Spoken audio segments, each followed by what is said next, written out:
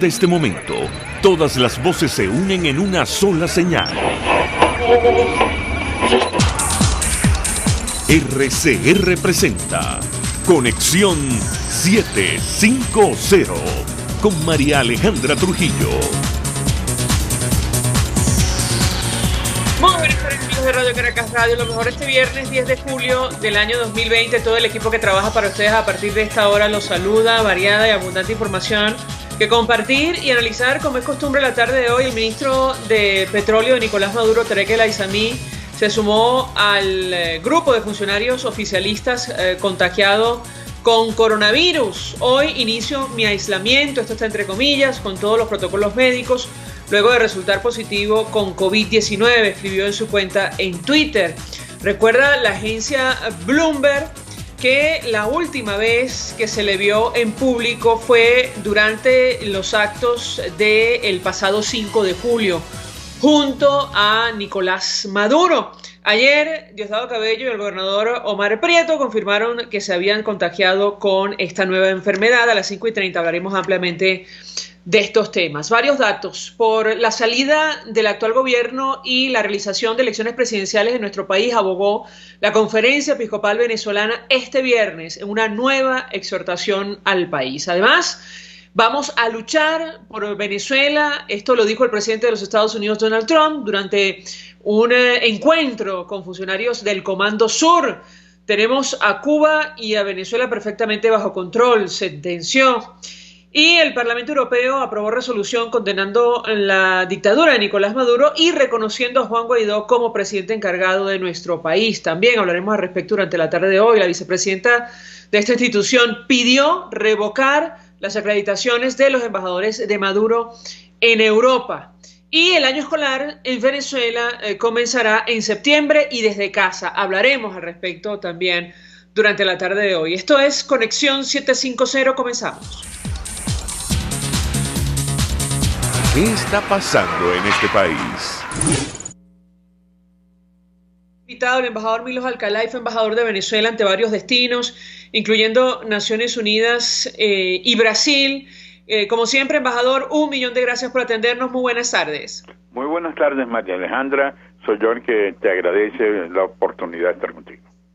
Pues mucho interés de conocer su opinión, análisis acerca de lo que ha ocurrido hoy con la comunidad internacional y nuestro país. Yo le pediría una primera valoración sobre estas declaraciones del presidente de los Estados Unidos, Donald Trump, en el marco de un encuentro con funcionarios del Comando Sur. Él ha dicho, vamos a luchar por Venezuela, tenemos a Cuba y a Venezuela perfectamente bajo control. ¿Qué puede decirnos? Lo escuchamos. Bueno, es parte de toda una escalada que está orientándose a buscar una salida democrática no solamente en Venezuela, sino en el hemisferio, en América Latina. En momentos en que hay una tentación de desequilibrar las democracias en la región, una voz como la del presidente de los Estados Unidos reafirmando su opción hemisférica por la democracia es muy importante, y sobre todo el papel que el Comando Sur tiene en la lucha contra el narcotráfico a través de los ejercicios no solamente del Comando Sur, sino de los aliados de América Latina en la búsqueda de un espacio que luche contra el tráfico ilícito de estupefacientes y otros crímenes. Pero yo destacaría que además de la visita al Comando Sur, que es de enorme significación, hace una hora, también se reunió con los venezolanos que están en esa región y pudo recibir volvió a reiterar el mensaje de solidaridad con Venezuela y el apoyo a la democratización de una manera muy firme. De manera que es una bola de nieve que se está dando en los Estados Unidos. En la resolución que tú acabas de hacer referencia, aprobada ayer en el Parlamento Europeo, que es la resolución más dura que se ha hecho, además con un diagnóstico, con una caracterización extraordinariamente clara de la especificidad del régimen, que inclusive hay otros parlamentarios que han ido más allá, a pesar de lo duro, que han dicho, bueno, pero aquí falta que se señale la crítica a la ruptura de la legalidad comunitaria con la visita de Delcy. Se criticó la posición de Zapatero, otros parlamentarios, parlamentarios que finalmente no se sumaron a una resolución tan fuerte la acción que ha hecho el secretario internacional de la comisión, el señor Borrell, o sea que cada vez va siendo más difícil que aquellos que están tratando de buscar atemperar la relación con el régimen puedan hacerlo, porque la posición es dura, al igual que lo es a nivel de la OEA, al igual que lo es en el Grupo de Lima, y cada vez más, si nos pusiéramos a pensar lo que existía en esos organismos hace 10 años a lo que existe hoy, caramba, es una diferencia monumental. Porque antes decían, bueno, esa es una opción de los venezolanos votaron por Chávez, ellos optaron por ese. Hoy no. Hoy en día hay una clara visión en los Estados Unidos, y por eso la visita de Trump al Comando Sur es un paso adicional, en donde la estrategia de una defensa hemisférica va más allá de la intervención o no intervención, sino que toman las banderas de la Carta Democrática Interamericana, toman la bandera de los principios y valores de la libertad y también de la lucha contra el terrorismo, contra el narcotráfico, contra la corrupción. Sobre el tema del narcotráfico, nos llamó personalmente la atención, embajador, la declaración del secretario de Defensa, Mark Esper. Él aseguró en el marco de esta actividad en el Comando Sur que muchas de las ganancias que se originan por esta actividad ilegal en la región sirven para apoyar el régimen de Nicolás Maduro y que este continúa atacando la vida de los venezolanos. Yo le pedí un comentario al alcance, digamos, de una declaración, de una acusación de esta naturaleza. Lo escuchamos. Bueno, la evidencia de lo que se ha señalado cada vez más clara sobre el trampolín, sobre la utilización de Venezuela como un trampolín para llevar las relaciones con la narcoguerrilla, con la FARC, con el Ejército de Liberación Nacional, la relación que también han tenido fuerzas extremistas con el uso ilícito de la droga, las acciones que ha tenido el Irán, una fuerza extracontinental que pone en peligro, se van evidenciando cada vez más los documentos, la identificación, la situación, por ejemplo, del señor Saab en Cabo Verde y su implicación en esa triangulación nefasta de blanqueo, corrupción, lavado de dinero y narcotráfico, arrojará sin lugar a dudas más datos que van haciendo como una especie de libro de todo lo que ha significado el narcotráfico. Antes se señalaba como un rumor, hoy en día hay cada vez más y más pruebas documentadas que llevan a identificar el dinero del narcotráfico como utilizado por toda una situación que desequilibra la realidad no solamente de Venezuela, sino de América Latina. Si me permite, embajador, a propósito de lo ocurrido en el Parlamento Europeo, tenemos la declaración, o un video, mejor dicho, grabado por la vicepresidenta de esta institución, Dita Charanzova, hablando acerca del documento que se aprobó por mayoría con más de 400 votos a favor contra la dictadura o el régimen de Nicolás Maduro. La escuchamos, yo le pediría un comentario. Hoy hemos aprobado en el Parlamento Europeo la tercera resolución en un año sobre Venezuela para responder a la grave crisis. Enviamos un mensaje claro a Maduro. No le reconocemos, no puede haber un gobierno de transición con él y seguiremos endureciendo las sanciones selectivas hasta que abra el paso a elecciones libres y justas. Más allá de ampliar las sanciones a los funcionarios del régimen, un punto clave para mí personalmente era pedir la prohibición de venta y circulación del oro de sangre venezolano en Europa. Me agrada que nuestra petición haya sido incluida en la resolución. También pedimos que los países europeos reconozcan a los representantes políticos del presidente legítimo Juan Guaidó. Yo espero y pido que den incluso un paso más y que revoquen la acreditación de los embajadores de Maduro en Europa ya. No reconocemos su gobierno como legítimo y por lo tanto tampoco deberíamos de reconocer a sus representantes diplomáticos. La Unión Europea está con los venezolanos. Embajador, quisiera su comentario y las posibilidades de que una iniciativa de esta naturaleza realmente se materialicen en el futuro. ¿Qué puede decirnos? Sí, bueno, Dita es una eurodiputada checa que ha luchado, no es la primera vez que suma toda su acción en solidaridad con la Venezuela democrática.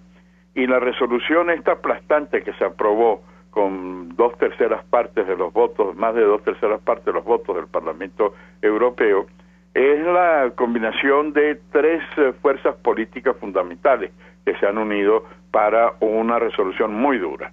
El Partido Popular Europeo movilizó en buena medida la acción, a la que se sumó el partido de Dita, los grupos liberales, conservadores y hasta el grupo socialista.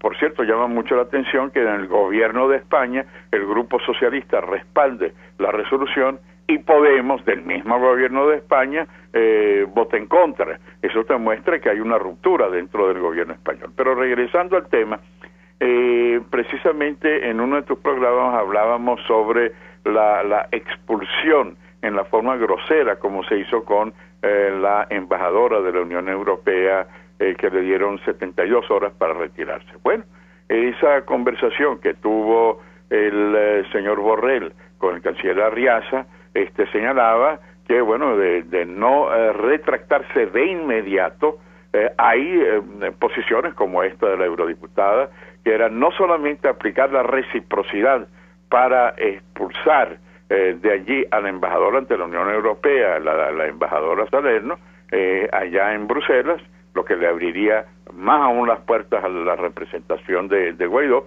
sino también se estaba manejando la idea de que los 27 países pudieran en reciprocidad hacerlo, porque han habido atropellos contra muchos de ellos. El atropello a la residencia del embajador de Francia, el atropello al avión donde iba el embajador de Alemania, y además la expulsión que hubo del embajador de Alemania hace algunos meses, la acción en contra del embajador de España. Es decir, toda esa situación ha generado una reacción muy fuerte de países europeos que rápidamente tuvieron que echar para atrás, como dicen en criollo, arrugó el gobierno en antes de las 72 horas, el que realmente cambió fue el gobierno, porque lo que venía era realmente una posición dura como esta que señala la eurodiputada. De manera que sí es muy posible, y va a depender todo de si el régimen se abre al clamor internacional de que aquí no se puede seguir atropellando al poder electoral, no se puede seguir atropellando las normas constitucionales, no se puede cerrar a los partidos políticos, impedir que los candidatos puedan, porque eso no es elección, eso lo que es una selección de candidatos al estilo de Cuba o al estilo de Europa del Este. Ahí en Europa, en Alemania, en la República Democrática Alemana, había un partido demócrata cristiano, CDU se llamaba, igual que en la República Federal Alemana, pero sin ninguna gravitación, era solamente para la galería, que es lo que está queriendo hacerse ahora con los neoadecos, los neojusticieros, los neovoluntad popular, los neocopellanos, manejados por una situación irregular. De manera que esa reacción de la eurodiputada checa es un sentimiento que existe en muchos. Por supuesto, allí la situación se hace a nivel de consenso, pero cada vez más, como decía, hace 10 años no existían posiciones tan absolutamente claras, no solo en el Parlamento Europeo, sino las posiciones en el Consejo de Europa y en la Comisión Europea, que representa el sentimiento de 27 países que no están dispuestos a los atropellos a la democracia. Embajador Milos Alcalay, 1.000.000 de gracias por atendernos, acompañarnos la tarde de hoy, expresando opinión y análisis acerca de la posición asumida por la comunidad internacional sobre nuestro país. Hay declaraciones prácticamente a diario. La que comentamos al inicio se refiere a lo dicho por el presidente de los Estados Unidos, Donald Trump, en un encuentro en el Comando Sur, y luego con la comunidad o parte de la comunidad de venezolanos en Florida. Vamos a la pausa, a regreso venimos con más. Usted escucha Conexión 750 con María Alejandra Trujillo, solo por RCR 750 AM. Puede seguir nuestra programación a través de rcr.tv, la radio que se ve. Mensaje del ingeniero Kenick Navarro, presidente del FONPRES CIB. Apreciado colega ingeniero, arquitecto y afín, el Fondo de Previsión Social del Colegio de Ingenieros de Venezuela, FONPRES CIB, diseñó para la protección de tu salud el Sistema Integral de Previsión Social. El mismo tiene a tu disposición beneficios de la solvencia, asistencia primaria de salud, el plan de salud con coberturas de acceso VIP, todos estos planes pensando en la protección de tu familia. Para mayor información visita fonprescib.net.be. Colegio de Ingenieros de Venezuela, construyendo futuro.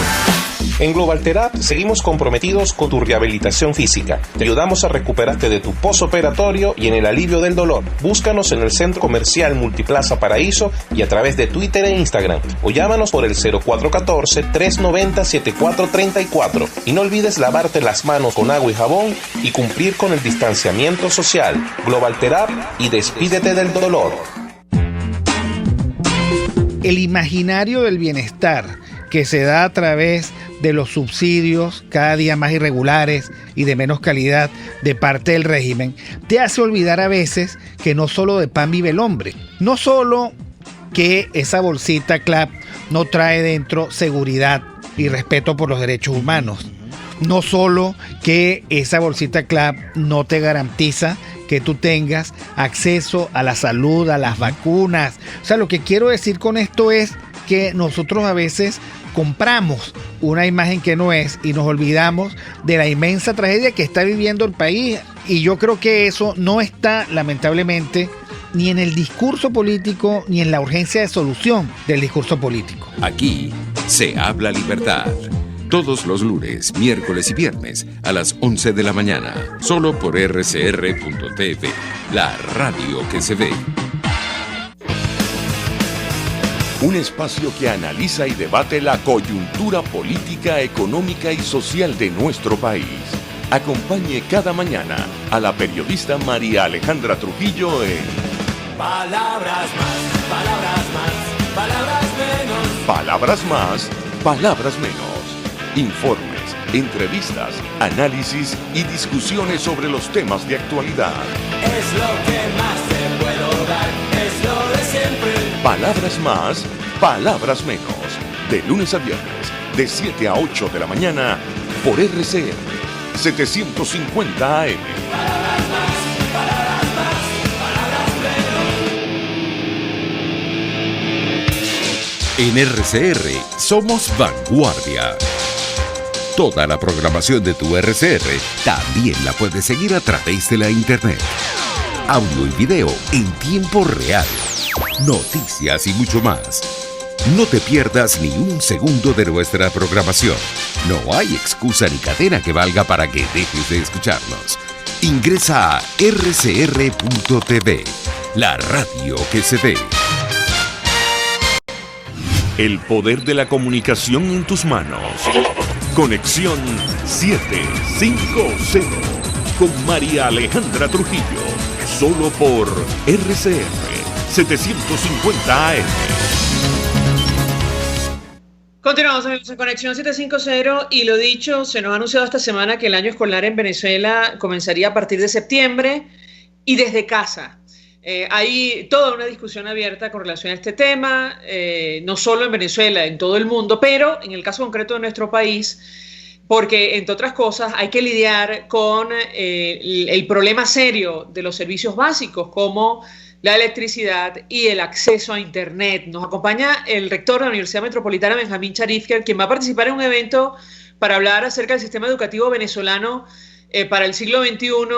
Rector, 1.000.000 de gracias por atendernos. Muy buenas tardes. Muy buenas tardes, María Alejandra. Un gusto estar con usted y también conversar con su distinguida audiencia. ¿Cómo le va? Muy bien, un placer para mí también. Yo le pediría una primera valoración sobre este tema, rector. La verdad que hemos escuchado, hemos visto toda clase de análisis y sobre todo una gran preocupación por cómo se han desarrollado los acontecimientos en materia de educación a distancia en nuestro país, producto de la deficiencia en los servicios básicos y lo que puede ocurrir a partir de septiembre si no hay cambios al respecto. ¿Qué puede decirnos? Sí, en realidad hasta ahora lo que ha sido la educación a distancia ha tenido grandes dificultades de conectividad fundamentalmente. se ha ampliado mucho la brecha de universidades que han podido continuar con la educación a distancia en términos de educación universitaria. Lo mismo también ocurre con educación básica y educación media, pero específicamente en educación universitaria, una gran cantidad de universidades han interrumpido completamente sus funciones porque, como sabemos, en muchas partes del país falla mucho la electricidad, no hay sistemas de comunicación apropiados, la gente no tiene conectividad en su casa, las propias universidades no tienen capacidades en sus servidores y, por lo tanto, conducir educación a distancia sin que existan esas condiciones es muy distinto. Y cuando digo que se ha ampliado la brecha es porque, bueno, en algunas universidades sí se ha podido continuar y los semestres o los años o los trimestres han podido continuar prácticamente sin dificultad, pero en modalidad a distancia, mientras que en otras universidades se ha interrumpido completamente los programas académicos. Eso es, por lo tanto, ha aumentado mucho la inequidad en lo que significa el acceso a la educación universitaria en Venezuela. En algunos casos, rector, hemos escuchado, bueno, la sentencia quizás un poco extrema o radical, según la cual, bueno, se trata de un año perdido, hablando de la educación básica diversificada por los problemas serios de conectividad. ¿Qué opina usted sobre este tema? Sí, bueno, eso depende de las instituciones y depende también de los alumnos, porque instituciones que hayan podido mantener esa conectividad, profesores que hayan podido mantener esa conectividad y alumnos que también lo hayan podido hacer, han podido avanzar en el lapso académico, pero en otros casos no se ha podido. Yo puedo hablar con propiedad de lo que ha ocurrido en la Universidad Metropolitana. Nosotros hemos tenido que hacer grandes inversiones para ampliar la capacidad de nuestros servidores, hemos tenido que hacer inversiones para también tener las plataformas apropiadas, hemos tenido que proveer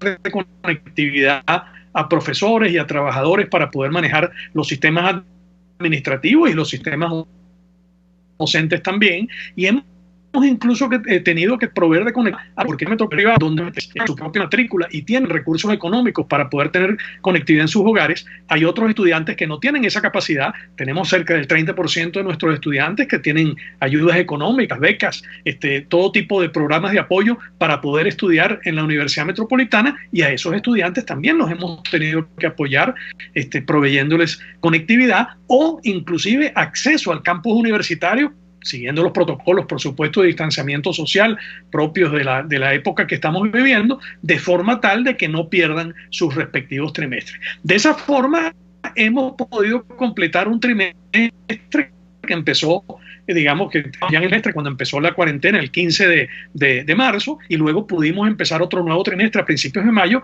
que está a punto de finalizar ahora, y lo hemos podido completar con el 100% de los objetivos atendidos y con el 100% de los estudiantes pudiendo acceder a la educación a distancia, pero reitero, con inversiones importantes, porque ni los profesores ni los estudiantes tienen en algunos casos acceso a redes pues en sus casas por las deficiencias que todos conocemos, para no hablar, digamos, de los cortes eléctricos, en donde hay que utilizar, bueno, unas estrategias, no voy a entrar mucho en detalle, asíncronas, de forma tal que los estudiantes puedan acceder a los materiales de estudio, a las clases, inclusive a las evaluaciones, en diferentes momentos, en la medida en que puedan tener acceso a internet o electricidad en sus hogares.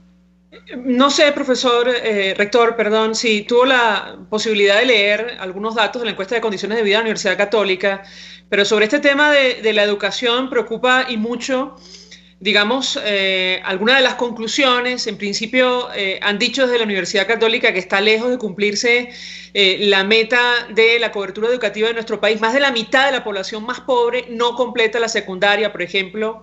Es decir, no consigue completar los 12 años de escolaridad que son necesarios para superar la pobreza. Eso es uno de los tantos datos de la ENCOVI 2019-2020. Yo le pedí un comentario porque da la impresión, a la luz de lo que usted comenta, que esto puede empeorar si no hay una solución en breve en nuestro país, tomando en cuenta que se ha establecido septiembre como fecha para el inicio de clases este año. Lo escuchamos. Sí, en septiembre tendrán que empezar las clases porque así los calendarios académicos indican. Ahora, si se va a empezar un año académico, sí existan las condiciones para que realmente los estudiantes puedan tener acceso a los materiales de estudio, puedan tener acceso, puedan comunicarse con sus profesores, los profesores puedan evaluar apropiadamente a sus estudiantes, bueno, no se van a poder cumplir esos objetivos académicos y se va a estar perdiendo una oportunidad muy grande de formación, sobre todo de los niños pequeños. Hay ahora una gran preocupación, y no solamente en Venezuela, sino también a nivel mundial, de cuánto se gana y cuánto se pierde manteniendo sobre todo a los segmentos más jóvenes de la población en cuarentena y lejos de los salones de clase. Hay países en donde han establecido protocolos para que los niños de preescolar, los niños de primaria y los adolescentes en educación básica puedan acceder a sus programas de estudio y hacerlo en forma presencial, porque la experiencia a distancia, por más tecnologías a las cuales tengamos acceso, no es la misma experiencia que tienen los estudiantes cuando acceden presencialmente a sus respectivos cursos. No se trata solamente de adquirir conocimientos que se pueden a lo mejor transmitir a distancia mediante tecnologías. Se trata de desarrollar competencias, de desarrollar habilidades para poderse comunicar con las personas, para convivir, para tolerar al otro, para tener un pensamiento crítico, para discutir entre diferentes grupos, ideas, y poder entonces desarrollar todos esas aptitudes y esas actitudes. Eso, bueno, no hay en ninguna parte del mundo realmente a distancia, y por eso se están preguntando los educadores en este momento, bueno, si no será oportuno que lo antes posible se puedan reabrir las aulas de forma tal de que los estudiantes puedan tener, los alumnos puedan tener sus experiencias ricas de contacto con sus maestros, contacto con sus profesores y sobre todo contactos entre sí, porque es toda una etapa formativa en donde la gente aprende a comunicarse unos con otros y a socializar, a compartir. No es solamente transmitir conocimientos de parte de profesores que saben más que los estudiantes que saben menos. No se trata solamente de eso, se trata de crecer todos juntos. Y para eso, bueno, los educadores se están preguntando si no haría falta reabrir las aulas de clase. En el caso concreto de la educación universitaria, y contrasto los datos con digamos, lo que ocurre en la Universidad Metropolitana, rector, la cobertura educativa, dice la INCOBI 2019-2020, cayó con más fuerza en la población de edad entre 18 y 24 años. La asistencia escolar entre jóvenes de esas edades pasó de 48% en 2016 a 25% en 2019. Del grupo entre 18 y 24 años, 3.136.000 aproximadamente no se educan, unos 2.282.000 jóvenes. Todos los esfuerzos de ampliar la masificación al acceso a educación universitaria han perdido su significado según las conclusiones de este equipo investigador de la UCAP. Yo le pediría un comentario sobre estos datos y el contraste con lo que está ocurriendo en la Universidad Metropolitana. Lo escuchamos. Sí, en las universidades públicas la disminución de estudiantes en las universidades públicas es tremenda. La encuesta en INCOBI a nivel nacional indica que a nivel universitario los estudiantes han disminuido aproximadamente a la mitad de lo que eran en los años anteriores. Y hay universidades, no quiero mencionar nombres específicos, pero tengo los datos específicos de universidades que tienen en este momento el 25% de los estudiantes que tenían apenas hace 2 o 3 años. Eso no es así en algunas universidades privadas. Por ejemplo, en la Universidad Metropolitana, el número de estudiantes que tuvimos este trimestre a distancia es exactamente con una diferencia de apenas 2 estudiantes con respecto a lo que fue el mismo trimestre de este año, el año pasado. No hemos tenido una disminución del número de estudiantes.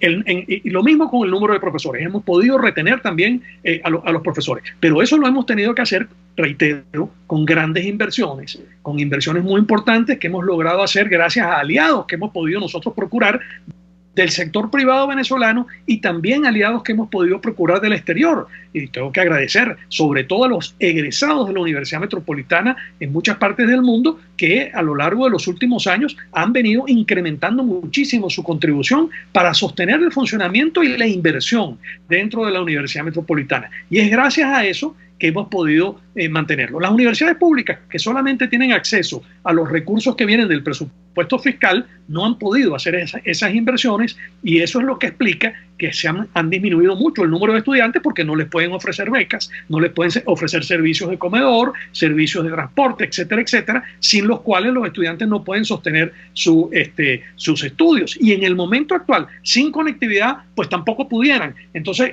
¿cómo hacen las universidades para realmente sostener su funcionamiento? La encuesta en COVID en eso, bueno, sí, lamentablemente es muy explícita. El número de estudiantes en educación superior es en este momento la mitad de lo que era hace apenas unos 2 o 3 años atrás. No quiero desaprovechar la oportunidad, rector, para preguntarle acerca de este evento en el que va a participar el sistema educativo titulado Sistema Educativo para el Siglo XXI, los retos que tenemos por delante frente a los cambios que han ocurrido. Yo le pediría un comentario en primer lugar, porque entiendo usted le toca es el primero en tomar la palabra en esta actividad.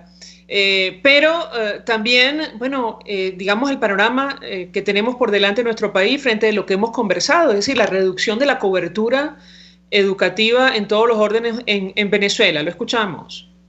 Sí, ahí se van a discutir diversos aspectos. Yo voy a tratar de discutir lo que son las prioridades educativas en el momento actual en Venezuela de cara a lo que son los cambios que están ocurriendo en el mundo y, por supuesto, los cambios que han venido ocurriendo en la sociedad venezolana, que requieren de nosotros fomentar la creatividad de las personas. Nosotros ya no podemos seguir confiando en la explotación de recursos naturales como la base económica de Venezuela. La exportación de petróleo en este momento, bueno, es muchísimo menor de lo que fue en otros momentos y bueno, y nosotros con los recursos naturales, o sea, las exportaciones tradicionales de Venezuela son petróleo, tal vez minerales como oro, aluminio, hierro, etcétera. Bueno, la exportación de esos productos naturales no pueden sufragar el costo de la vida de los venezolanos.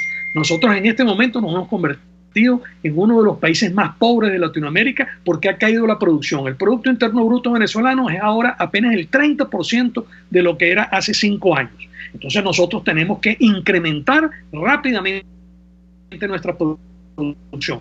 Y para eso, bueno, tenemos que desarrollar estratégicas en donde las universidades nos convirtamos en motores de desarrollo para la sociedad. ¿Eso qué requiere? Que nuestros egresados sean personas creativas, que tengan pensamiento crítico, que tengan capacidad emprendedora. Y es hacia eso que tenemos nosotros que dirigir la educación. En todos los niveles de la educación para que cuando nosotros estemos formando profesionales, no sean profesionales que vayan a explotar una renta, que vayan, digamos, a ser empleados de una empresa, sino que ellos puedan ser generadores de empleo, generadores de ideas, innovadores en sus respectivos campos del conocimiento. Esa es la prioridad que nosotros tenemos ahora que atender en la educación en Venezuela. Es a eso a lo que yo voy a dirigir mi intervención dentro de ese foro. Pero habrán otros foristas que atenderán otros aspectos, los aspectos tecnológicos, los aspectos sociales, los aspectos de la equidad que debe haber y los aspectos incluso pedagógicos que tenemos nosotros que tomar en cuenta para poder tener un sistema educativo robusto en Venezuela. Rector Benjamín Cherifker, 1.000.000 de gracias por atendernos, acompañarnos la tarde de hoy. Rector de la Universidad Metropolitana, ofreciendo su opinión y análisis acerca de lo que ha ocurrido este año producto de la pandemia en nuestro país, el inicio de clases que está programado para septiembre y bueno, los retos que tenemos por delante tomando en cuenta las actuales circunstancias en Venezuela. Vamos a la pausa, a regreso venimos con más. Estás en sintonía de Conexión 750, solo por RCR 750 AM. Sintonícenos a través de Periscope, @RCR750, la radio que se ve. Mensaje del ingeniero José Peraza, tesorero del FOMPRES CIB. Estimado colega ingeniero, arquitecto y profesional afín, el Colegio de Ingenieros de Venezuela y el Fondo de Previsión Social, preocupado por la salud de tu familia, ha diseñado un sistema de salud integral que coloca a tu disposición y que contiene asistencia primaria de salud, ambulancia, hospitalización, cirugía, oftalmología, dermatología, fisioterapia, psicología, odontología, farmacia y funerario. Para mayor información, visítanos a nuestros portales cib.net.be, fomprescib.net.be, Colegio de Ingenieros de Venezuela, construyendo futuro. ¿Te imaginas unos deliciosos y súper cremosos helados libres de azúcar, libres de lácteos, libres de huevos, libres de gluten, libres de culpas? Te lo tengo. Heladería Vegan Fruit lo hizo posible y aptos para todo tipo de personas. Los heladitos Vegan Fruit los encuentras en los mejores supermercados y tiendas de delicateces. Síguelos en las redes, @heladería Vegan Fruit. sabor vegano y cremoso. RCR 750 AM. Porque lo bueno une.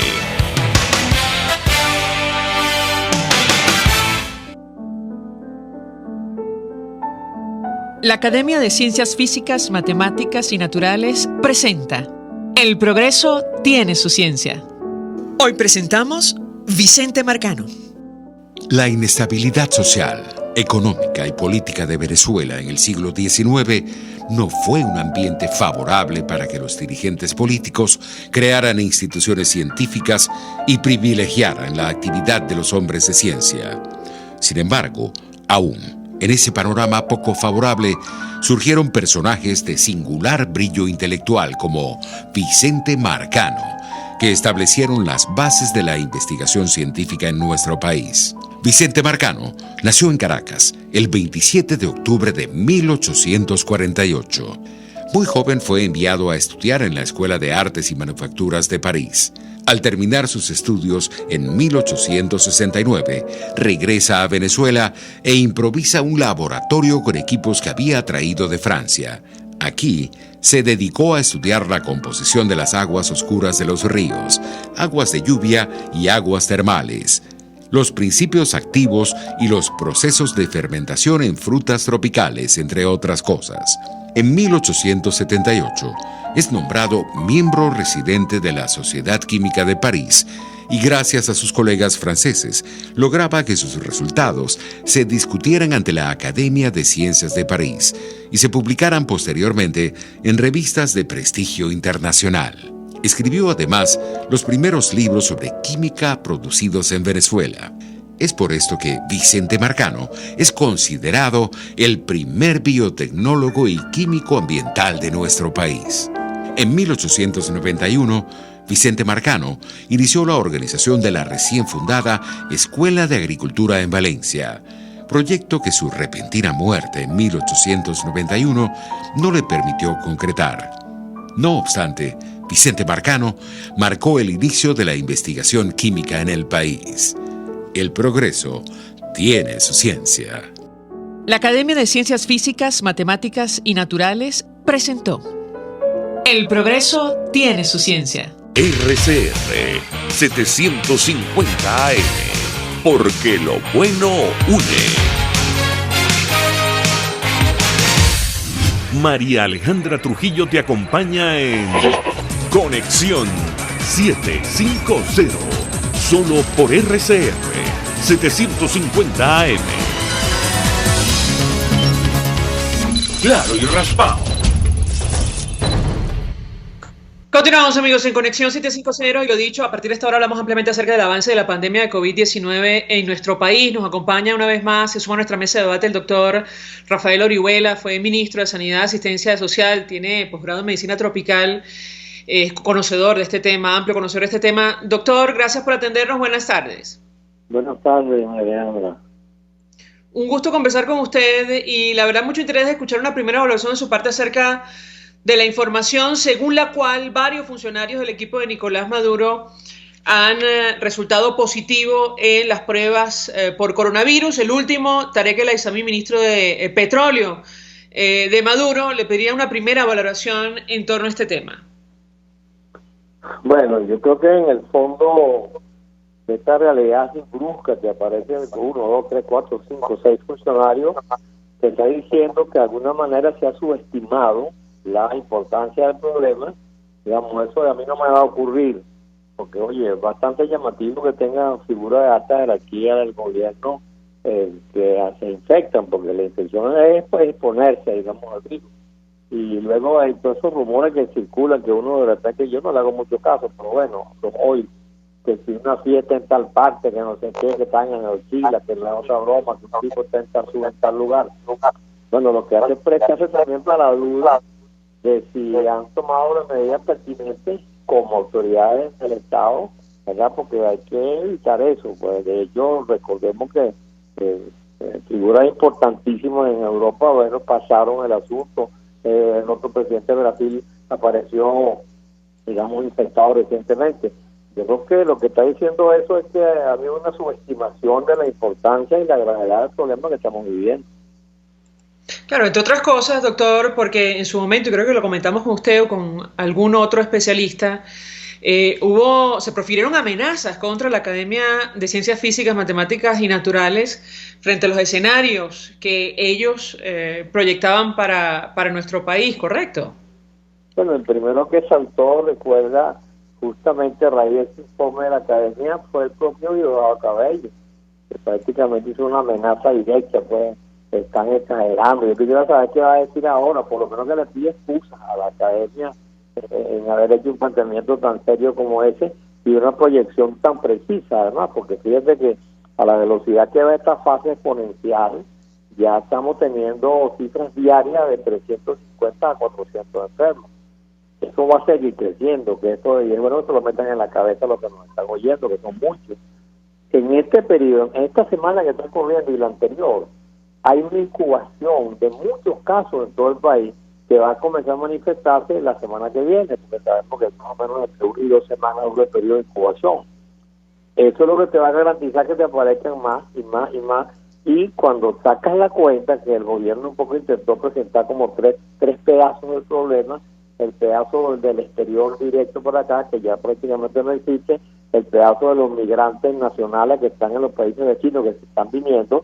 Entonces el presidente Maduro llegó hasta decir, bueno, que ese era el problema principal que teníamos, que el virus era colombiano, una cantidad de tonterías de esas, y lo que llaman los casos comunitarios. Ya en las cuentas de ayer se dice que más o menos el 75% de todo ese total de casos que aparecieron son comunitarios, son desde el barrio, pues son desde el corazón del país. Ya se acabó ese cuento, ahora te queda entonces cuánto vamos a padecer en este incremento que es muy exponencial, por lo que te decía. Si tú tienes, ¿qué te digo yo? 200, 300, 500 personas que están incubando ahorita en la semana, pero que se le va a desatar dentro de un tiempito, eso va a multiplicar mucho los casos. Sobre todo que tú no tienes, lo he dicho muchas veces también, no tienes cómo alumbrarte, buscar el camino con una linterna. Bueno, por aquí tengo tal riesgo en tal pueblo, o en tal caserío, o en tal municipio. ¿Por qué? Bueno, porque no se están haciendo todavía lo que se llama la prueba esta de PCR, que tenía que haberse hecho hace 2 meses atrás para poder predecir dónde es que este problema se está presentando. Y bueno, hemos mejorado un pelito, pero seguimos siendo en América el último país en hacer pruebas de PCR, el que ha hecho menos pruebas por millón de habitantes. Bueno, ahí están la verdad a flor de piel. Ahora, tengo que preguntarle, doctor Orihuela, sobre las declaraciones del ministro de Salud, Nicolás Maduro, que tantas reacciones han generado. Él llegó a proponer tratamientos homeopáticos, el uso de medicina experimental para hacer frente a esta situación. Yo le pediría un comentario también de su parte en torno a este tema. Bueno, te lo voy a decir con absoluta franqueza. Yo sé quién es él. Yo creo que es una gran irresponsabilidad. ¿Crees que tú puedes decir, como un hombre de Estado, como que tiene una responsabilidad importante frente al país, que tú puedes decir lo que se te ocurra y que eso tenga repercusión en la sociedad?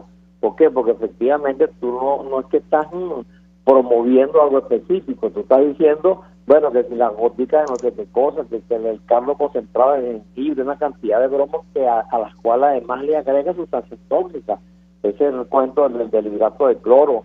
Bueno, eso no es más que una gran irresponsabilidad, puesto que tú sabemos exactamente que esos medicamentos, que ese poco de pócima que están inventando no sirven para nada, y por el contrario, crean la falsa expectativa en la población de que yo me voy a curar bien porque estoy tomando lo que me mandó el ministro. Bueno, yo recuerdo, es una historia muy larga, pero la última de estas historias muy largas es la del propio presidente de los Estados Unidos, que hizo casi una creación de que se estaban curando todos los pacientes en el mundo con hidroxicloroquina, y después se vio que eso no era cierto, y después mandó a la gente a que era posible, que tenía que entonces sacudirse y digamos, hacer gárgara de cloro, una cosa absurda que provocó como 100 intoxicados en 2 horas, porque bueno, la gente oye y se supone que le crea a que está hablando como un responsable de Estado. Yo pienso que eso es una gran irresponsabilidad. No hay ningún protocolo, mira, no hay un protocolo en escala mundial hoy que hable de interferón beta. que un supuesto aporte cubano a la curación del virus. Hay una mezcla de dos virus, por cierto, que tienen que ver con el tratamiento del SIDA, de dos drogas antivirales que la están fabricando los rusos y lo andan repartiendo, que llegó la panacea. Eso no es verdad. La única droga hasta ahora, la única aprobada legalmente suscrita como droga con capacidad antiviral en este viernes es esa famosa que tiene que ver con el antiviral que está ahorita, ¿verdad? Que lo aprobaron hace poco en Estados Unidos. El resto no. Oye, vale, tenemos que tener algún grado de responsabilidad con la sociedad, porque no olvidemos que lo que nosotros decimos al público se transforma en una suerte de crédito, excepto, y cierro con esto, excepto Remdesivir, así se llama, que es droga antiviral. El resto no tiene ninguna demostración cierta de que son drogas para el uso de curación de pacientes con esta pandemia. Ahora, la última vez que conversamos, doctor Orihuela, yo le preguntaba acerca del papel de la OPS en estos temas. ¿No cree usted, y apelo a su experiencia, que declaraciones de esta naturaleza tendrían que ser atajadas por esta organización justamente para aclararle a los venezolanos que de ninguna manera los tratamientos homeopáticos sirven de momento para hacer frente a esta nueva enfermedad? ¿Qué puede decirnos? Yo creo que debería ser así. El comportamiento de los organismos, digamos, de Estado, lo que es la OPS, la OMS, la UNICEF, que son varios que se ocupan, digamos, del tema de salud poblacional, de salud colectiva, deberían ser vigilantes de esto, porque si tú permites que se te transforme en una suerte de ritual, entonces te empiezas a inventar lo que te da la gana, después viene eso que vas a rezar, que vas a aplicar malla negra, toda esa cantidad de cosas que tienen mucho que ver, por cierto, con el sincretismo cultural afroamericano que se estableció mucho en Cuba. Eso es muy traído de allá. Mira, esto es el colmo. La OPS tendría que estar diciendo hoy el protocolo tal o los protocolos tales A, B, C y D son los que se están usando en la escala mundial, el resto no son recomendados por la OPS. Si lo dijera de esa manera, cualquier persona que lo oye, ¿verdad? Ellos tienen razón, yo debo atenerme, acogerme a esto que es lo que hasta ahora me ha demostrado algún beneficio. Para eso tiene que hacerlo una institución oficial. Si oficialmente dices lo contrario, abre esa brecha, digamos, de irresponsabilidad que la estamos viviendo hoy. Mira, hay muchos casos ya publicados, por ejemplo, esa mezcla que también anda por ahí regada en boga, que tú puedes usar la oxicloroquina mezclada, o sea, después dan también un antibiótico que es también un antibiótico medio peligroso porque produce problemas de arritmias cardíacas. Ahora, si tú lo metes a dos, acitromicina más la cloroquina, bueno, estás en riesgo, o sea, el paciente está en riesgo, y de hecho hay una cantidad de muertes importantes relacionadas con esa manera de inventar un tratamiento. Pero claro, visto así, yo te diría a ti que hay una mora de los organismos legales de atención sanitaria mundial, sobre todo la llamada OPS, Oficina Sanitaria Panamericana, para que actúe adecuadamente frente a un problema en el cual hay que tener una gran responsabilidad. Doctor, sobre lo que está ocurriendo en el estado Zulia, quisiera su comentario. El gobernador oficialista Omar Prieto confirmó que dio positivo en COVID-19. Un funcionario, entendemos, de su gobernación falleció recientemente. Todos los días conocemos de casos de personal de salud también contagiado con la enfermedad. ¿Qué puede decirnos al respecto? Bueno, creo que al igual que ha pasado y que va a pasar también en ciudades grandes como Caracas, esa subestimación del riesgo, ese algo va a venir y decir, me va a caer una locha, me va a caer algo, yo me voy a salvar. Eso forma parte de todo ese mundo mágico, espiritual, religioso, que lo que hace daño. En el Zulia lo dijimos con tiempo, yo creo que lo he dicho por lo menos 2 meses antes. Hay riesgo en el mercado de la pulga, porque allí hay un conglomerado humano muy grande, se mezclan uno con otro. La etnia guayú es una etnia binacional, es colombo-venezolana, estás aquí, estás allá, te mueves por un lado y estás todo el tiempo en eso. O sea, que ahí había todo el caldo de cultivo para que pasara lo que pasó. Luego, la subestimación conduce entonces a que, bueno, yo me meto, pues yo de guapo, de bravo para adentro, bueno, lo que busco es eso, lo que le ocurrió al gobernador, que es infectarse. Yo lo conté la otra vez también y lo presencié, pues lo vi con mis ojos. Tenía que buscar un medicamento por unos viejitos que son vecinos, y me fui caminando toda la avenida Miranda casi hasta Petare. Mira, aquella enorme cantidad de camioneticas con gente guindando en la ventana, ahí no había un tapabocas en nadie. Bueno, pues entonces, si tú te dices, ahora vamos a tener medidas radicales y la cuarentena, entonces resulta que tú caminas y no consigues por ningún lado las medidas radicales, al revés, consigues un poco de gente buscando hacer mercado, buscando comprar comida sin nada puesto en la cara. Oye, por Dios, yo creo que efectivamente allí en el Zulia, aparte de todo el castigo que ha sufrido el Estado Zulia, porque es muy caliente, porque bueno, que si el aire, que la luz se va carato, bueno, es un desastre. Lo que está reflejando eso es que en el Zulia no hay gobierno. Ahora, doctor, sobre esta nueva cepa dominante del coronavirus, que en teoría es varias veces más infecciosa que la original, la que salió de Wuhan, la ciudad de Wuhan en China. Quisiera su comentario al respecto. Hace algunos días escuchábamos declaración, entrevista del doctor Alberto Panis Mondolfi de la Academia de Medicina, y decía que incluso han logrado determinar una variante en nuestro país, una nueva variante en nuestro país. ¿Qué puede decirnos sobre estos temas? Bueno, primero que la cantidad de muestras estudiadas, que apenas son tres, 1, 2, 3, de las cuales 2 son aisladas en Colombia, es una cifra tan pequeña que no permite hacer ningún tipo de proyección, primero. Segundo, eso se transforma en una discusión política en el fondo, porque el interés del gobierno de este lado, del lado de Venezuela, por descalificado Colombia, que es su vecino, llega a los extremos de que Toto Maduro anda diciendo, no sé si lo ha repetido más, que se llama el virus colombiano, porque es una cepa agresiva que nació allí, que agarraron un poco de enfermo en un autobús y le dieron a tomar agua contaminada con virus, una cantidad de tonterías de esas.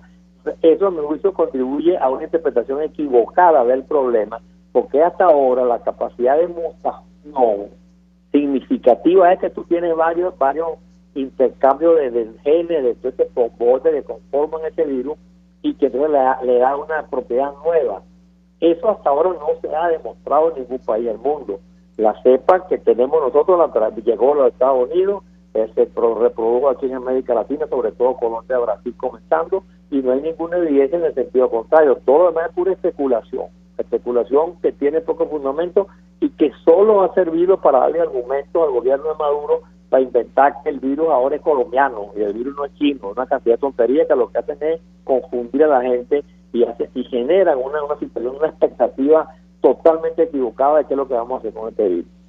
Sobre las declaraciones desde la OMS reconociendo la transmisibilidad del virus a través del aire, doctor, esa rectificación, que quisiera su comentario. Bueno, eso siempre es hipotético. Te puedo citar que para verificar que un paciente, un individuo puede infectarse con el aire, o sea, el aire, digamos, las partículas van volando con el aire, entonces tú con mala suerte la respiras y se infecta. Hasta ahora, en millones de casos, solo se ha demostrado en la tuberculosis, que se parece a esto, porque también anda por el aire la bacteria, que se confirmó en San Francisco, en los Estados Unidos, allá en la costa este, que se había infectado ese individuo con una toma de aire, el aire lo infectó. El resto es pura especulación también. Hipotéticamente, por supuesto, si yo estoy metido en una sala cerrada, con mucha circulación de gente, 200, 300 personas, una sala de juego, por ejemplo, bueno, está todo el mundo respirando lo que todo el mundo bota, y de paso, el aire acondicionado de esa zona encerrada, que tiene un movimiento interno que recicla el aire pero que no bota las partículas para afuera, tú estás en riesgo. En los aviones no ocurre eso. ¿Por qué en los aviones? Bueno, porque tienen una broma que llaman filtros de alta sensibilidad que eliminan ese riesgo en cuanto que estás en el aire volando. Ahora eso no, claro, tú me preguntas, ¿es verdad que por el aire? Perfecto, no es ningún hallazgo nuevo ni ningún descubrimiento espectacular en absoluto. Eso es una teoría posiblemente, digamos, puede ocurrir eso ocurre accidentalmente y con muy poca probabilidad de que sea un mecanismo de contagio, que es lo que quieren inventar. El invento es todos que respiren el viento me va a pegar el virus. Eso no es cierto tampoco, eso es una especulación también irresponsable, pero bueno, estamos viviendo en la época del micrófono. Presidente que se miente, el presidente que inventa un cuento, el otro que yo sí, que tú no, bueno, ahí estamos y tenemos que aprender a convivir con esa cosa que llaman los fake news y todo lo que anda rodeando el mundo de la información hoy, que es una verdadera dificultad también. Finalmente, doctor, le preguntaría acerca del pico de la pandemia en nuestro país. Da la impresión que estamos lejos de esta situación, lo cual preocupa y mucho frente a las deficiencias del sistema de salud venezolano. Hemos visto imágenes desde el Táchira de los médicos, especialistas pidiendo ayuda porque necesitan insumos de bioprotección y algunos hospitales, digamos, superados por esta situación. ¿Qué puede decirnos?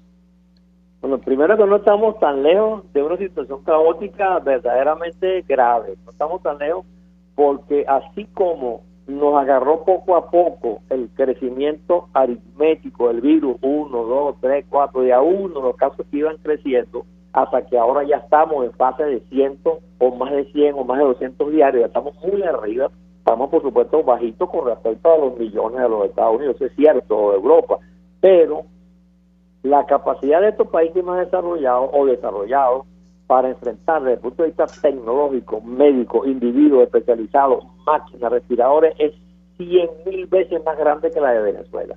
Aquí estamos con una capacidad muy chiquitica de respiradores que no creo que llegue a 150, y ya sabemos que hospitales tan grandes como el Universitario de Caracas o el de Mérida o el de Táchira están a punto de saturación. Más o menos el cálculo es que podemos tener un 60% de la capacidad instalada ocupado en pacientes con problemas respiratorios. O sea que, digamos, el margen lo que es pequeño. Cuando la cuestión es poco a poco, tiene más chances, porque, digamos, el crecimiento vegetativo es más lento.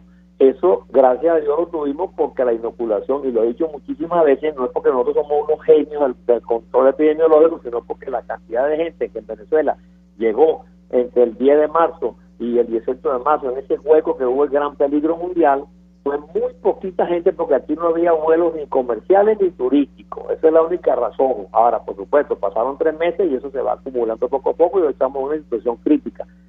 Creo que no vamos a llegar al tamaño esperado, ese pronosticado de 2.000, 3.000 casos por día, ojalá que no, pero ya tenemos que estar tomando medidas con los factores de riesgo inminentes. Uno, la tercera edad, ahí hay que moverse con mucha rapidez, evitar que los viejitos se infecten porque se van a morir, y por supuesto no dejar de buscar la manera de mejorar el parque tecnológico. Yo no sé cómo se irá a hacer, pero hay que tener muchos más respiradores, que 100 se van en 2 días de crisis. Yo creo que efectivamente estamos, digamos, en el arranque de la fase exponencial, y eso va a durar por lo menos 3 o 4 semanas. Cuidado si dura un poco más. Eso son bastantes días. Doctor Rafael Orihuela, 1.000.000 de gracias por atendernos, acompañarnos la tarde de hoy, como siempre, exministro de Sanidad y Asistencia Social, prestando opinión y análisis acerca del avance de la pandemia de COVID-19 en nuestro país, que ya deja, según se nos ha dicho varios funcionarios del régimen de Nicolás Maduro, contagiados con esta nueva enfermedad. Vamos a la pausa, de regreso venimos con más. Escuchamos Conexión 750, solo por RCR 750 AM. Puedes seguirnos en nuestras redes sociales. En Twitter, @RCR750, la radio que se ve. Mensaje del ingeniero José Peraza, tesorero del FONPRES CIB. Estimado colega ingeniero, arquitecto y profesional afín, el Colegio de Ingenieros de Venezuela y el Fondo de Previsión Social, preocupado por la salud de tu familia, ha diseñado un sistema de salud integral que coloca a tu disposición y que contiene asistencia primaria de salud, ambulancia, hospitalización, cirugía, oftalmología, dermatología, fisioterapia, psicología, odontología, farmacia y funerario. Para mayor información, visítanos a nuestros portales cib.net.be, fonprescib.net.be, Colegio de Ingenieros de Venezuela, construyendo el futuro. En Arnamar contamos con una muy extensa gama de productos cosméticos de primerísima calidad para el cuidado personal de toda la familia. En Arnamar nos sentimos orgullosos de ofrecer tratamientos especiales para el cabello y para la piel, tanto de adultos como de niños, bajo las más estrictas normas internacionales. Y en Arnamar siempre estamos innovando para satisfacer las exigencias de la calidad de vida de hoy. Arnamar Cosméticos, toda una vida dedicada al cuidado personal de la familia venezolana. El poder de la comunicación en tus manos. Conexión 750 con María Alejandra Trujillo, solo por RCR 750 AM. Continuamos, amigos, en Conexión 750, un titular al cierre, y se trata de un tuit del periodista Lenín Danieris del Zulia. Dice: realmente triste, Jesús Romero, médico de la Villa de Rosario, murió en Maracaibo. Son 3 profesionales de la salud fallecidos en 72 horas y 11 en menos de un mes. El COVID-19, dice Lenín, no es un juego, cuídense mucho. Con esta información nos despedimos, lo hacemos a nombre de Jaime Nestares de la Dirección General de la Estación, en la gerencia de producción Willy Charcaya, en la producción César Umbría, en los controles Víctor Mejías, quien tuvo el inmenso placer de acompañarles, María Alejandra Trujillo. El Fondo de Previsión Social del Colegio de Venezuela presentó. RCR presentó Conexión 750 con María Alejandra Trujillo, solo por RCR 750 AM.